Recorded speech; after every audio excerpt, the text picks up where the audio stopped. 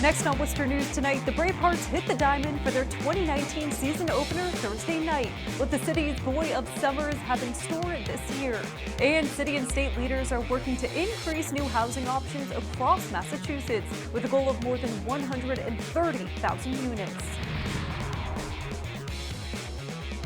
Good evening and thank you for joining us. I'm Brittany Schaefer.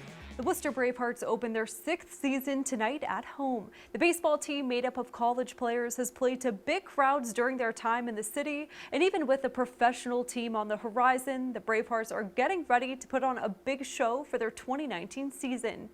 Our Cam Jandro is live at Hanover Insurance Park with more from the Bravehearts home opener. Cam?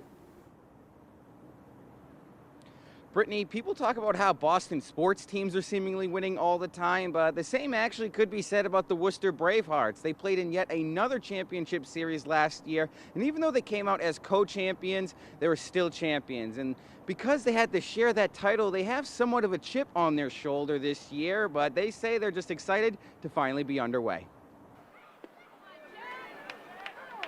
A signed summer is on the way. Worcester Bravehearts baseball returns for its 6th season at Hanover Insurance Park. It was a lot of planning, a lot of brainstorming sessions, a lot of just throwing ideas against the wall to see what sticks, and we think that we've got a product that can compete, which is wonderful. The defending co-champions have played in the FCBL Championship Series every year of their existence. For fans in attendance, watching the Bravehearts has become an annual tradition. You got a good mix of people. Everybody gets along here and can't beat it. Some were at their first ever game in Worcester Thursday. I'm enjoying it. Yeah, I've always wanted to come, and ticket prices are great. It's a great stadium, and we're excited we got the fan pass, and it's been good. Former Red Sox closer Keith Folk threw out the first pitch. General Manager Dave Peterson says when people attend a Bravehearts game, it's about more than just baseball. They play mini golf, they watch the fireworks shows, they watch the skydivers. It's just a wonderful experience to get out of the house and do something that's inexpensive and fun in the city of Worcester.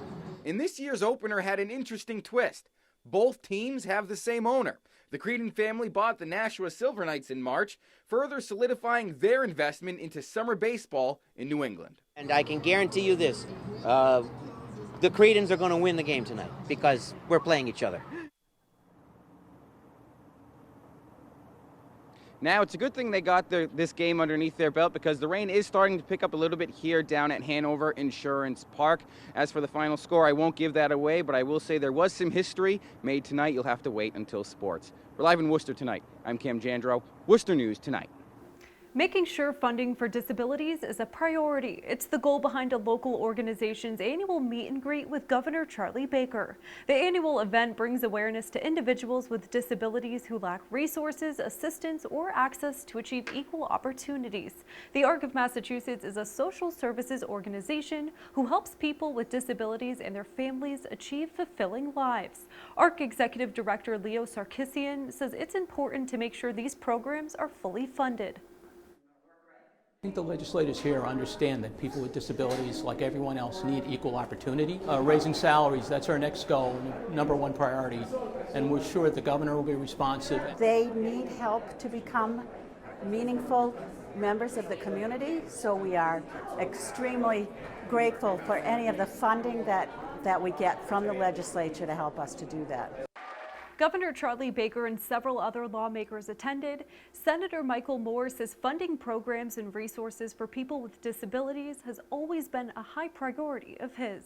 So many different priorities and programs that government funds, and people question the need for it. This is one of the programs. I don't think anyone ever questions the need that this is a role government has to fill. We've got to give the resources. We've got to give the financial support. The Senate and House of Representatives have sent in their budget and are now in the review process. The final budget will be released on June 30th. Lieutenant Governor Karen Polito talks successes and needed improvements for the Safe and Successful Youth Initiative at a roundtable in Worcester. It's led by the state's Health and Human Services Department and is a youth violence prevention and intervention program serving more than 1,800 statewide. The initiative reaches out to individuals who could be involved with gangs, or are likely to be involved in illegal activity. It offers them a chance to change their lives.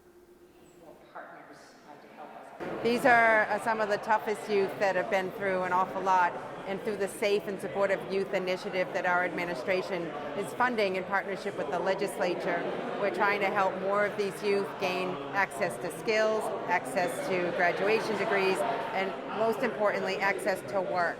I think she wanted to see what we can do better. I think we're doing a pretty good job as is too, but wanted to see how the state can help and help specifically with how Worcester's doing business. The Safe and Successful Youth Initiative has been in Worcester since 2011. It is also in cities like Boston, Lowell, Springfield, and New Bedford. Massachusetts State Police arrest a Webster man Wednesday for illegally possessing a loaded gun and narcotics. Police say they stopped a car on Route 395 in Oxford for driving without a front license plate. Officers say they observed a plastic bag containing marijuana on Eliezer Del Val's lap. All three people in the car were searched. Police found 30 oxycodone pills and a 9mm semi-automatic firearm. Del is facing multiple charges, including possession of a firearm. Attorney General Maura Healy is cracking down on e-cigarette sales to minors. She filed a lawsuit against e-cigarette retailer Eon Smoke LLC. Healy claims the company directly targeted young people for sales of vaping products and used social media to market to underage consumers. This is the first lawsuit Healy has filed since announcing her office's investigation into the e-cigarette industry back in July of 2018. Governor Charlie Baker says Worcester is making important progress tackling the housing crisis. He says he wants to work with city leaders to help develop new housing across the state and is looking to file more legislation to make it a reality. Our Chandler Walsh has the details. Massachusetts produces 8,000 to 10,000 new housing units each year, but the number used to be more than triple what it is now.